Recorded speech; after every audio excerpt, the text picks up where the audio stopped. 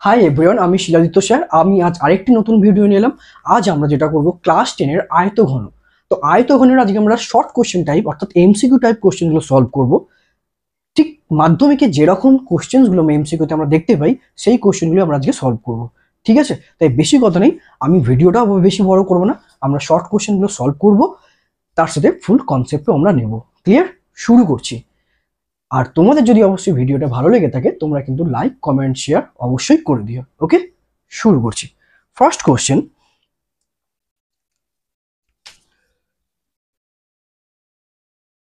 দুটি ঘনকের আয়তনের অনুপাত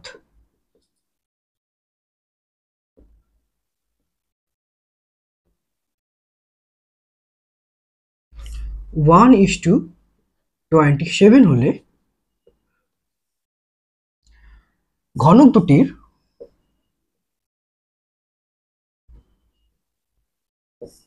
সমগ্র তলের ক্ষেত্রফলের অনুপাত কত?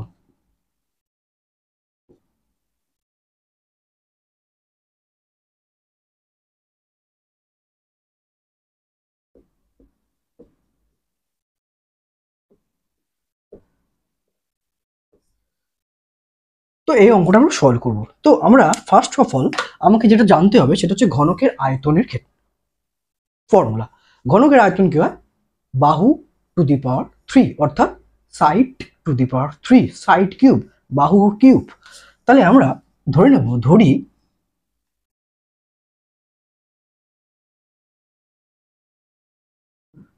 ঘনক দুটির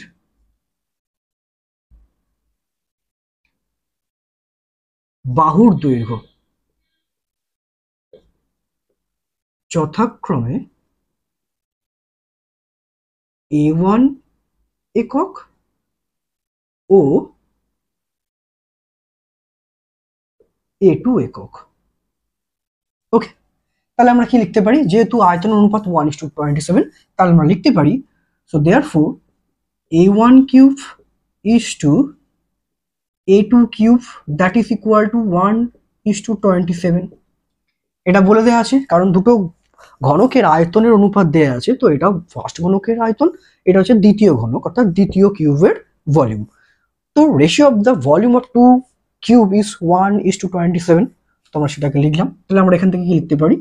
A1 by A2 that is A1 cube by A2 cube that is equal to 1/27। তাহলে এখান থেকে আমরা পাচ্ছি A1 বাই A2। দেখো, যেহেতু এই দুটোরই A1 cube by A2 cube আছে, তাহলে আমরা লিখতে পারি A1 by A2 whole to the power 3। এখানে আমরা ঠিক ওইভাবেই লিখতে পারি, এটাকে লিখতে পারি 1/3 whole to the power 3। Clear? 1 এর কিউব 1, 3 এর কিউব 27। তো যেহেতু দেখো এই দুটোরই যেহেতু আমার বামপক্ষ আর ডান পক্ষের পাওয়ার অর্থাৎ এখানে ঘাত 3 আছে দুটোতেই, তাহলে কি হলাম, ঘাতগুলো আমরা ক্যান্সেল আউট করলাম। তাহলে আমরা কি পাচ্ছি? A1 by A2 equal to আমরা পাচ্ছি 1/3।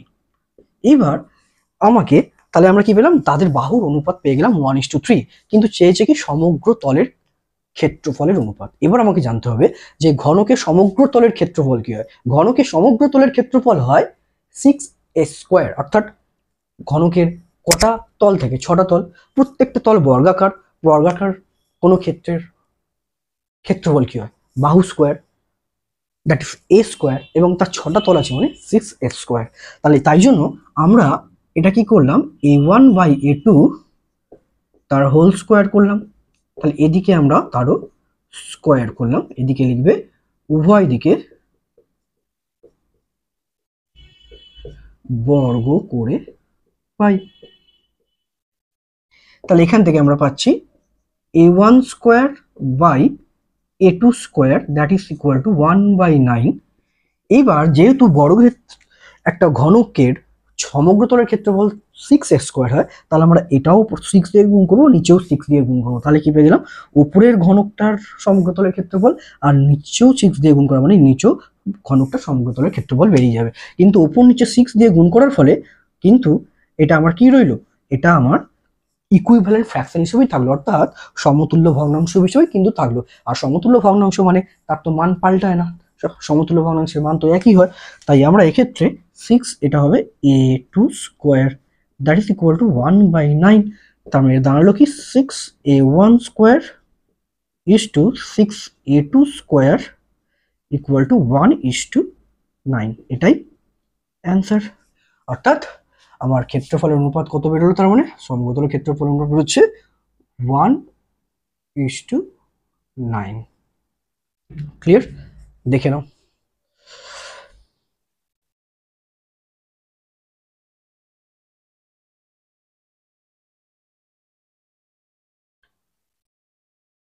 চলো এবার আমরা নেক্সট কোয়েশ্চেনে আসছি।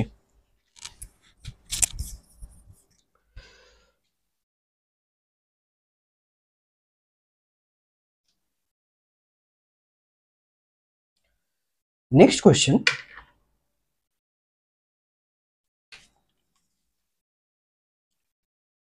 একটি ঘনকের আয়তন 64 ঘন সেমি হলে তার কর্ণের দৈর্ঘ্য কত?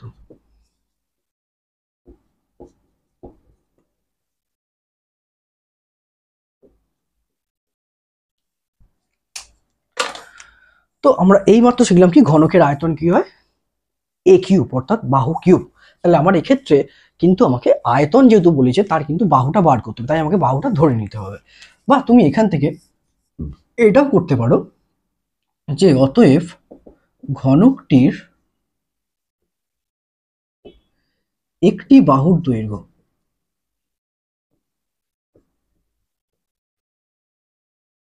কত হবে? Cube root of 64 centimetre. কেন? আমরা এ কিউব হচ্ছে এটা, সেখান থেকে এ কিউব যদি ভ্যালু 64 হয়, মানে বাহু কিউবের ভ্যালু 64 হলে, তাহলে বাহু বার করতে গেলে করতে হবে এটাকে আমার ঘনমূল বার করতে হবে, অর্থাৎ কিউব রুট বার করতে হবে। তাহলে এটা আমরা কত বেরোবে? এটা যদি আমরা করি দেখতে পাবো যে আসলে এটা হচ্ছে 4 × 4 × 4 সেন্টিমিটার। ওকে, তাহলে আমরা এখান থেকে পাচ্ছি 4 সেন্টিমিটার। ওকে, তাহলে একটা বাহু কিন্তু আমরা পেয়ে গেলাম। এবার আমরা চাই কর্ণের দৈর্ঘ্য। কর্ণের দৈর্ঘ্যের ফর্মুলা হয় কোনো ঘনকের কর্ণের দৈর্ঘ্য হয় √3 ইন্টু বাহু। ওকে, তাহলে √3 ইন্টু বাহু মানে √3 ইন্টু 4 সেন্টিমিটার ইজ 4√3। তাহলে আমরা পেয়ে গেলাম। তাহলে অতএব লিখে দেবে অতএব ঘনকটির কর্ণের দৈর্ঘ্য equal to √3 into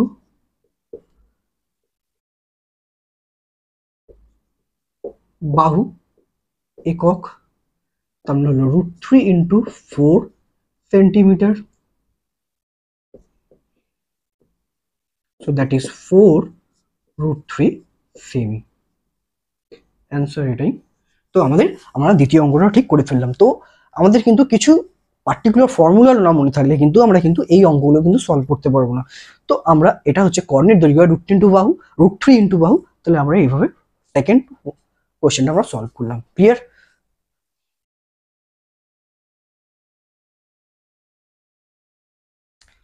okay, now next question.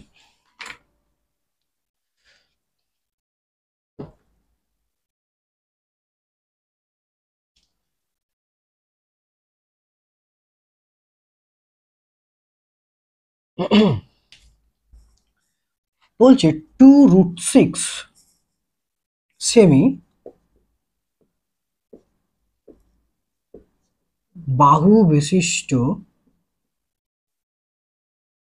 দুটি ঘনক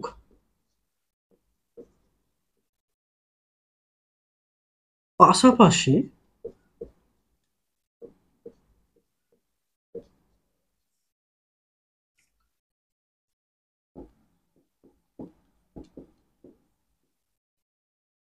জোড়া হলে উৎপন্ন আয়তঘনটির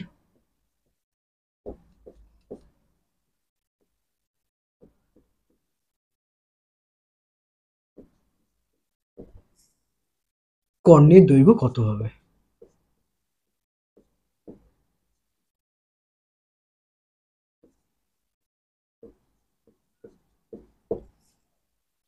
ঠিক আছে, তো অঙ্কটা কি বলেছে? অঙ্কটা বলেছে দুটো ঘনক পাশাপাশি আছে, যে দুটো ঘনকের প্রত্যেকটি বাহুর দৈর্ঘ্য হচ্ছে 2√6। ওকে, তাহলে সেরকম যদি আমরা ফিগার ড্র করি তাহলে আমার ফিগারটা কিরকম হবে?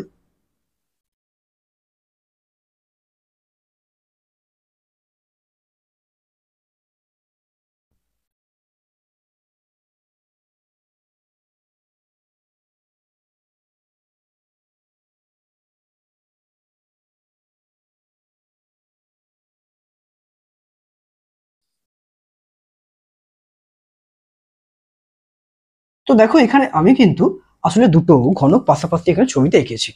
ক্লিয়ার?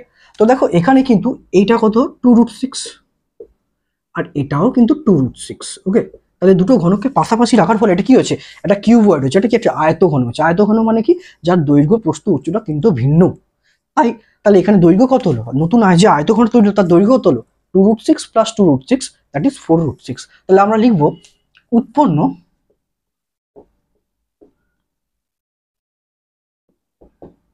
আয়তঘনটির দৈর্ঘ্য, তাহলে 2√6 প্লাস 2√6 সেমি, তাহলে কত হলো 4√6 সেমি। তাহলে আমরা কি পেলাম, এই টোটাল লেন্থটা পেয়েছি আমরা 2√6। কিন্তু যেহেতু পাশাপাশি রাখা হয়েছে, কিন্তু এই আয়তঘনটার কিন্তু উচ্চতা এবং ব্রেথ অর্থাৎ তোমার প্রস্থটা কিন্তু একই আছে, 2√6 আছে। ঠিক আছে, তাহলে লিখবে এবং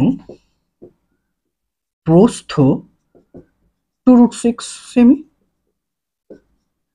ও উচ্চতা ইকুয়াল টু 2√6 সেমি। ক্লিয়ার? কারণ আমরা যেটা পেয়েছি এটা হচ্ছে, এটাও 2√6, আর এখানে এটা যেটা পেয়েছি চওড়াটাও কিন্তু আসলে 2√6। ঠিক আছে, তাহলে আমরা কি জানি, কর্ণের দৈর্ঘ্য। অতএব তাহলে আয়তঘনটার কর্ণের দৈর্ঘ্য কত হবে, আয়তঘনটির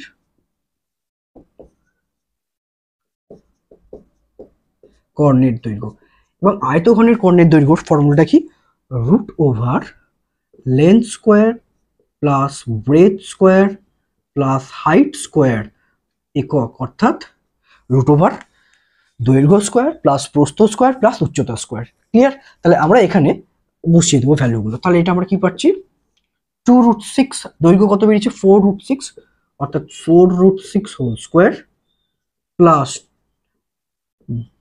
প্রস্থ 2√6 হোল স্কোয়ার এবং উচ্চতাও কিন্তু 2√6 হোল স্কোয়ার, এবং এককটা অবশ্যই পুট করবে সেন্টিমিটার।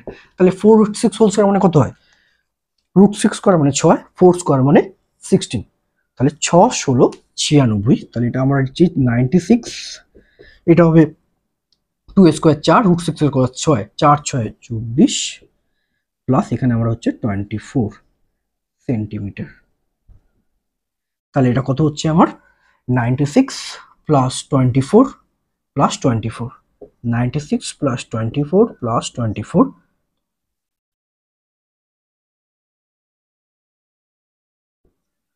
√Over 144 centimetre. তাহলে এটা কত হচ্ছে, তাহলে আমার 12 সেন্টিমিটার। ওকে, তাহলে আমার অ্যান্সার কত হচ্ছে, 12 সেন্টিমিটার। অর্থাৎ যে আয়তঘনটা পেয়েছি তার যে কোনো একটা কর্ণ যদি তুমি বার করো, সেই কর্ণটার দৈর্ঘ্য হবে 12 সেন্টিমিটার। খুব ভালো অঙ্ক, এবং এটা একটু ইউনিক অঙ্ক। এটা কিন্তু আমরা এই প্রসেসে এটা সলভ করবো। ক্লিয়ার? দেখে নাও।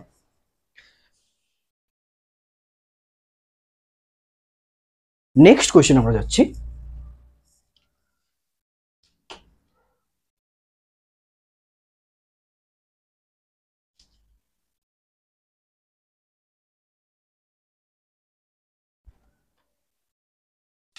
একটি ঘনকের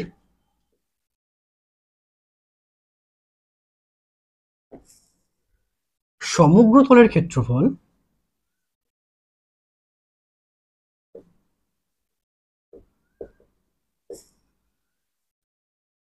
s বর্গ একক এবং কর্ণের দৈর্ঘ্য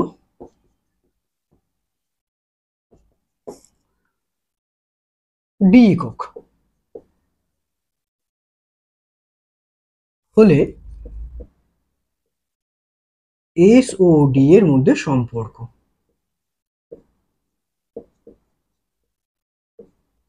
এর শর্ট কোশ্চেন কি দিচ্ছে, একটা দিচ্ছে এ, অপশন দিচ্ছে S equal to 2d square, একটা বি অপশন দিচ্ছে আমাকে S equal two 6d square, একটা সি অপশন দিচ্ছে আমাকে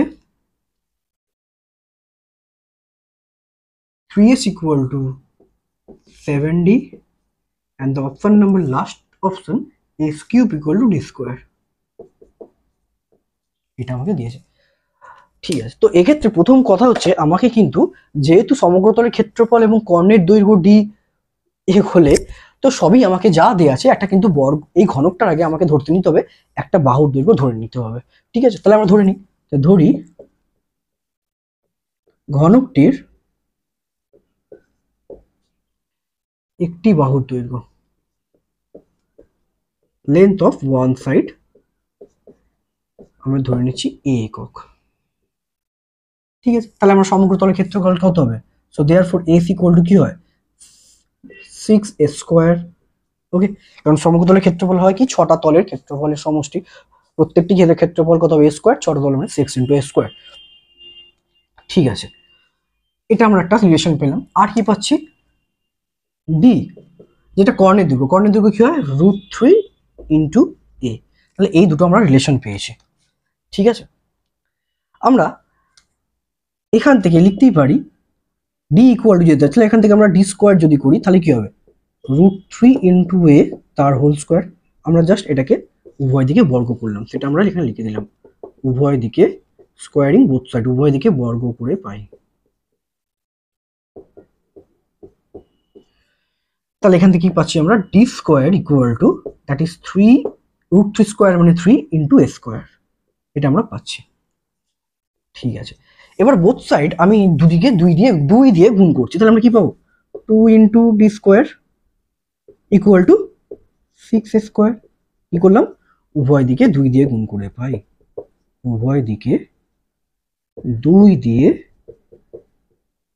গুণ করে পাই। তাহলে কি পেলাম 2d স্কোয়ার।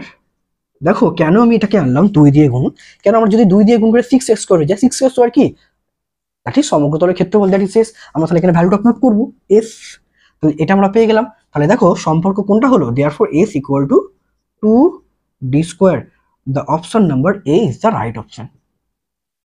এটাই সম্পর্ক ডি আর S, that is the relation between S and D, that is the answer. Okay, clear? আমরা এইভাবেই অঙ্কগুলো সলভ করবো, তাই আমাদের যদি কনসেপ্ট থাকে আমরা নিশ্চয়ই অঙ্কগুলো কিন্তু সলভ করতে পারবো। আর ঠিক এই ধরনেরই কিন্তু অঙ্ক আমরা কিন্তু মাধ্যমিকে কিন্তু এই ধরনের অঙ্কগুলো করতে পারি এবং দেখতে পাই। এবং আমরা যদি ম্যাক্সিমাম টেস্ট পেপার সলভ করতে যাই, টেস্ট পেপারও কিন্তু আমরা ঠিক এই ধরনেরই কিন্তু অঙ্কগুলো থাকে।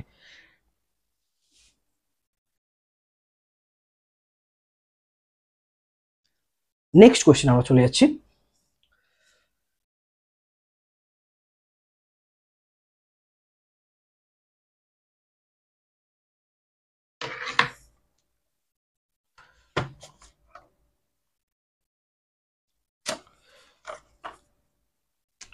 একটি ঘনকের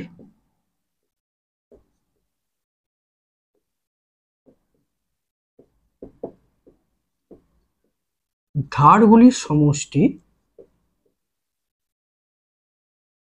36 সেমি হলে ঘনকটির আয়তন কত হবে?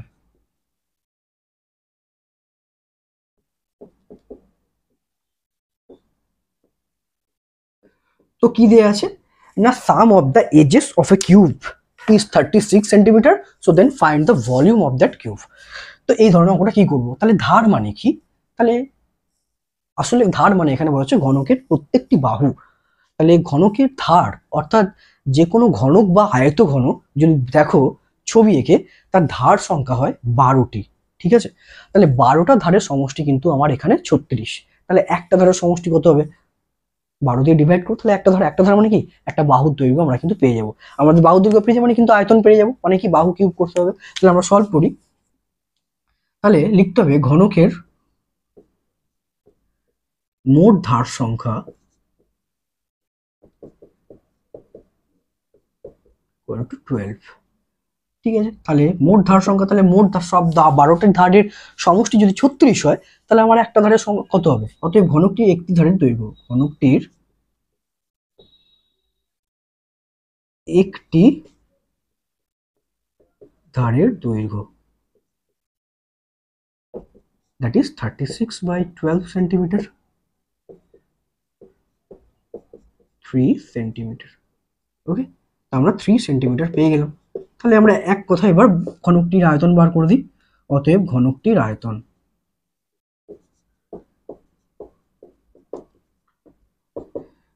3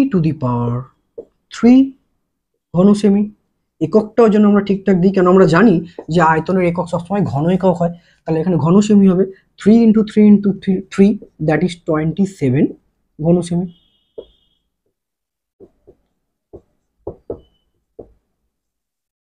তো এটা আমরা সলভ করলাম।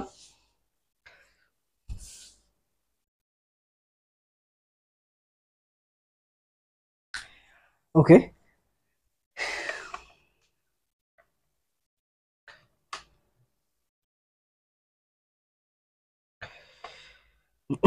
আচ্ছা, এবার আমরা নেক্সট কোয়েশ্চেন সলভ করছি।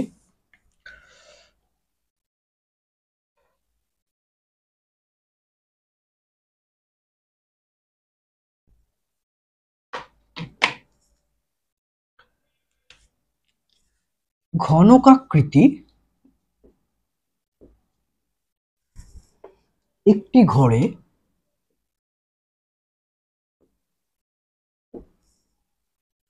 সর্ববৃহৎ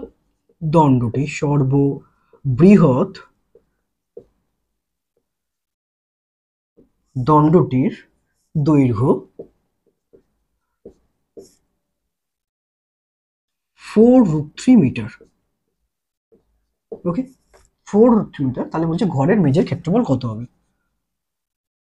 ঘরের মেঝের ক্ষেত্রফল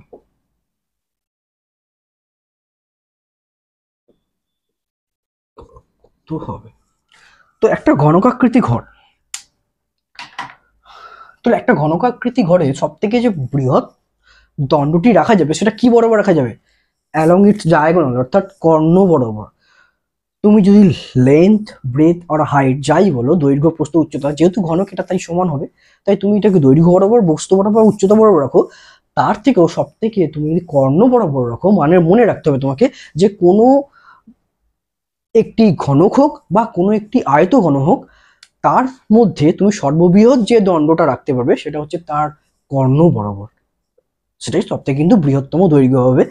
তাই আমাকে এখানে আসলে যে বৃহত্তম দণ্ডটি, সর্ববৃহৎ দৈর্ঘ্যের যে দণ্ডটি রাখা যাবে সেটা বলে দেওয়া মানে আসলে ওই ঘনকটি আমাকে কর্ণর দৈর্ঘ্য এখানে বলে দিয়েছে, এটা তোমাকে মাথায় রাখতে হবে। ঠিক আছে, তাহলে আমরা ধরে নেব, ধরি ঘনকাকৃতি ঘরটির বাহুর দৈর্ঘ্য সমান a মিটার, আমরা ধরে নিলাম। তাহলে কর্ণ কত হবে? অতএব কর্ণের দৈর্ঘ্য কত হবে? √3 ইন্টু a, মানে √3 ইন্টু বাহু, আমরা জানি এটা। তাহলে আমরা বলতেই পারি প্রশ্নানুসারে কি লিখবো? প্রশ্নানুসারে আমরা বলতেই পারি যে √3 ইন্টু a, মানে এটাও কর্ণের দৈর্ঘ্য, এটাও কিন্তু আসলে কি কর্ণের দৈর্ঘ্য। কেন আমরা বলেই দিলাম যে সর্ববৃহৎ যে দণ্ডটি রাখা যাবে একটা ঘনকাকৃতি ঘরে, সেটা কিন্তু ওর কর্ণের দৈর্ঘ্যের সাথে সমান হবে। তাহলে এটা কর্ণের দৈর্ঘ্য হবে। তাহলে আমরা এখান থেকে এ পেয়ে যাচ্ছি। তাহলে এখান থেকে আমরা এ কত পাচ্ছি? 4√3/√3, দ্যাট ইজ 4। তাহলে বাহুর দৈর্ঘ্য কত হলো?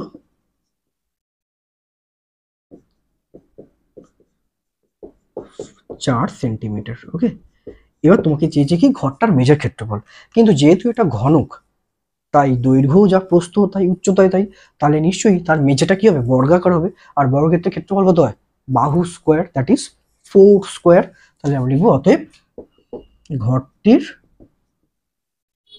মেঝের ক্ষেত্রফল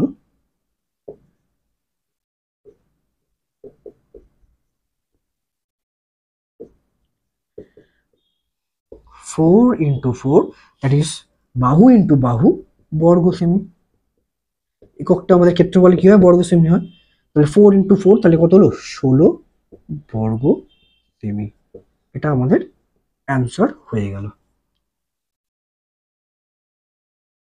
তো আমরা কিন্তু এভাবেই অঙ্কগুলো করবো। আশা করছি তোমাদের বুঝতে কোনো অসুবিধা হচ্ছে না, কারণ আমি এখানে সমস্ত কিছু কিন্তু ব্রেক করে বুঝিয়ে দিচ্ছি, যাতে তোমাদের কোনো রকম ডাউট তো না একটু না থাকতে পারে। ঠিক আছে, তো আমরা আরো পরের অঙ্কের দিকে এগিয়ে যাচ্ছি। নেক্সট কোয়েশ্চেন আমরা চলে আসছি।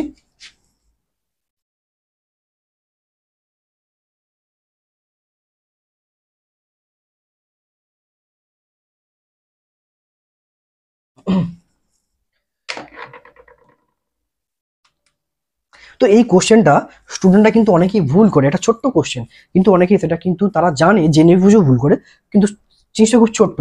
সেটা হচ্ছে একটি ঘনকের একটি তলের কর্ণের দৈর্ঘ্য, একটি ঘনকের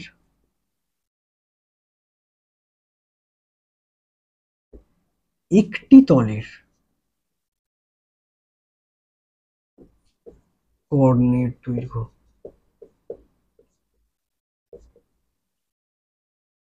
ইকুয়াল টু ড্যাশ ইন্টু এক বাহুর দৈর্ঘ্য, ড্যাশ ইন্টু একটি বাহুর দৈর্ঘ্য।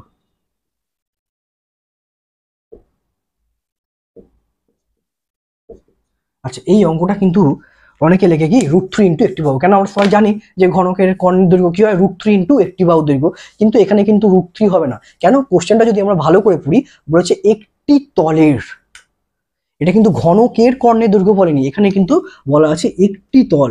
তাহলে একটা ঘনক যদি আমরা আঁকি, তো ঘনকটার একটা তল মানে কি বোঝায়, নিশ্চয়ই আমরা সেটাকে, এই মেঝের ক্ষেত্রে একটা তল হয়, পাশে দেয়ালটা একটা তল, এই দেয়ালটা একটা তল, তো এরকম 6টা তল হয়। তা তুমি যদি একটা যে কোনো তুমি দেয়াল নাও, বা তুমি যদি মেঝেটা নাও, সেটা কি একটা বর্গক্ষেত্র হয়। আর বর্গক্ষেত্র মানে একটা তল হচ্ছে, কারণ প্রত্যেকটা তল কি বর্গাকার, প্রত্যেকটা তল এখানে কিন্তু বর্গাকার। তার মানে এখানে বর্গাকার একটা যে কোনো তলের কর্ণের দৈর্ঘ্য, তার মানে নিশ্চয়ই সেটা কি বর্গক্ষেত্রের কর্ণ হয়ে যাচ্ছে। তো বর্গক্ষেত্রের কর্ণ দৈর্ঘ্য কি হয়, কি হয়, √2 × একটি বাহুর দৈর্ঘ্য, √2 × একটি বাহুর দৈর্ঘ্য। তাহলে এখানে আসলে আমার অ্যান্সার হবে √2। কেন, এখানে আমাকে একটি তল বলেছে, যদি বলতো একটি ঘনকের কোণ দৈর্ঘ্য, তাহলে √3 × একটি বাহু দৈর্ঘ্য।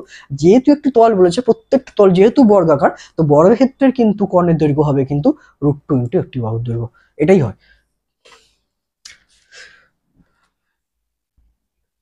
ওকে, আমরা এবার নেক্সট কোশ্চেন চলে যাচ্ছি।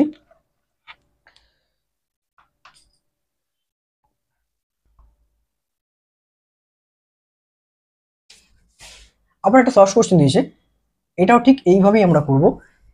একটি ঘনকের কর্ণের দৈর্ঘ্য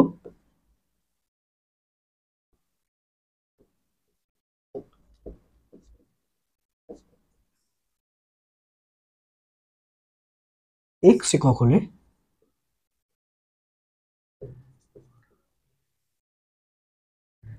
একটি বাহুর দৈর্ঘ্য ড্যাশ একক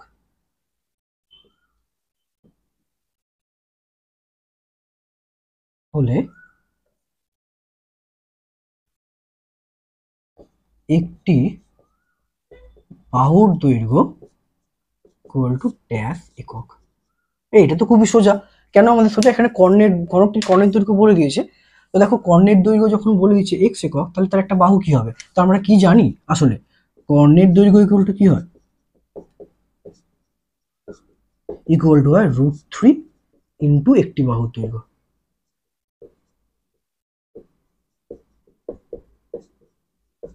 তো এখানে আমাকে কি বলেছে, কর্ণের দৈর্ঘ্যটা বলে দিয়েছে, সেটা কত, এক্স, তাহলে ইকুয়াল টু কত হবে, √3 × একটি বাহুর দৈর্ঘ্য।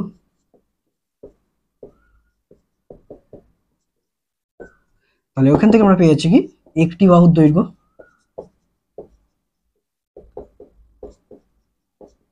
দ্যাট ইজ কি হবে, একটি বাহুর দৈর্ঘ্য বার করলে √3টা ডিভাইড করে চলে আসো, দ্যাট ইজ x/√3 একক। তাহলে আমরা কি লিখবো, এখানে লিখবো x/,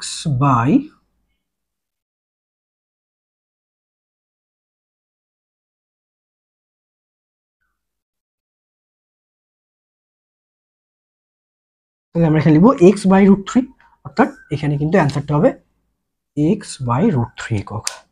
ক্লিয়ার? তো আমরা আরেকটা নেক্সট অঙ্কে আসছি।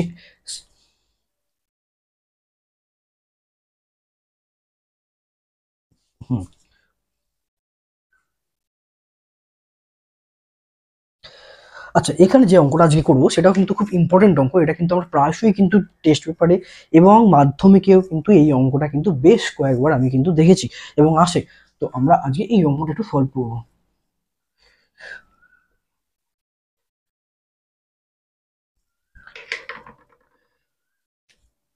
আয়তঘনের তিনটি মাত্রা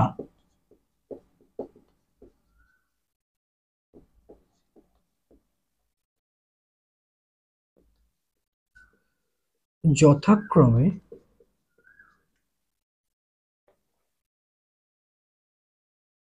কি বলা আছে, যথাক্রমে এ সেমি, বি সেমি ও সি সেমি, এ সেমি, বি সেমি ও সি সেমি এবং A plus B plus C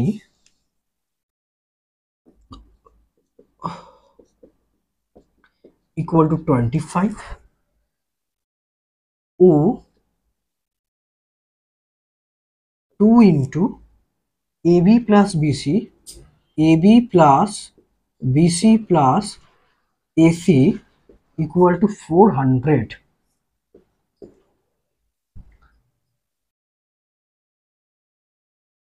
হলে কর্ণের দৈর্ঘ্য কত? কার না, আয়তঘনের।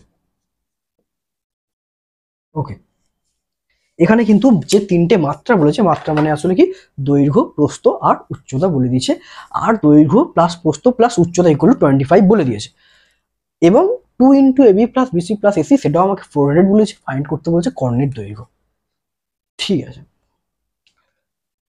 তো আমরা কর্ণের দৈর্ঘ্য কি হয় জানি, root over length square plus breadth square plus height square, that is root over দৈর্ঘ্য স্কোয়ার প্লাস প্রস্থ স্কোয়ার প্লাস উচ্চতা স্কোয়ার। তো সেইভাবে আমরা কিন্তু এখানে অঙ্কটা সলভ করবো। ওকে, তো আমরা সলভ করি। এক্ষেত্রে দৈর্ঘ্য সমান a সেন্টিমিটার, প্রস্থ ইকুয়াল টু b সেন্টিমিটার এবং উচ্চতা ইকুয়াল টু c সেন্টিমিটার। অতএব কর্ণের দৈর্ঘ্য তাহলে কত হবে, that is root over a square plus b square plus c square একক বা সেন্টিমিটার। এটা আমাকে বার করতে হবে। ঠিক আছে, তো আমরা এখন যেটা দেয়া আছে সেটা নিয়ে এগোবো। কি দেয়া আছে, that is a plus B plus C equal to 25। এটা কিন্তু আমার দেয়া আছে। এবার আমি কি করব, এখানে আমি দুদিকেই স্কোয়ার করব, দুদিকেই বোথ সাইড স্কোয়ার করে দিচ্ছি। a plus B plus C তার হোল স্কোয়ার, এদিকে হবে কি, তাই 25 হোল স্কোয়ার। তার মানে কি পাচ্ছি, উভয় দিকে বর্গ করে পাই।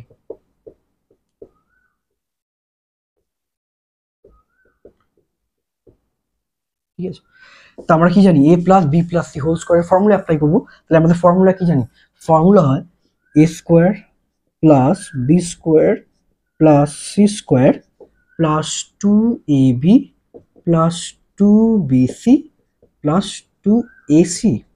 ওকে, এটাই ফর্মুলা হয় কিন্তু, ইকুয়াল টু হবে 25 square, that is 625। Okay, 25 square আমরা জানি 625। তো এখান থেকে আমি একটা কাজ করতে পারি। কি কাজ করতে পারি, এখান থেকে আমরা বার করতে পারি যে A square plus B square plus C square যদি রাখি, প্লাস যদি এখান থেকে আমরা 2টাকে কমন নিই, কি দাঁড়ায়, যদি 2টাকে এখান থেকে কমন নিই, that is AB plus BC plus AC, that is equal to 625। তো এখান থেকে আমরা পাচ্ছি কি, A square plus B square plus C square plus, তুমি দেখো তোমার কি দেয়া আছে, দেয়া আছে 2 into AB plus 2 into AB plus BC plus AC equal to 400। তোমার কিন্তু এটাই কিন্তু হয়ে আছে 2 into AB plus BC plus AC. তাহলে এটা ভ্যালু কত বসাবো, 400। তাহলে এখানে তুমি 400 বসিয়ে দাও, ইকুয়াল টু কত হলো, 625।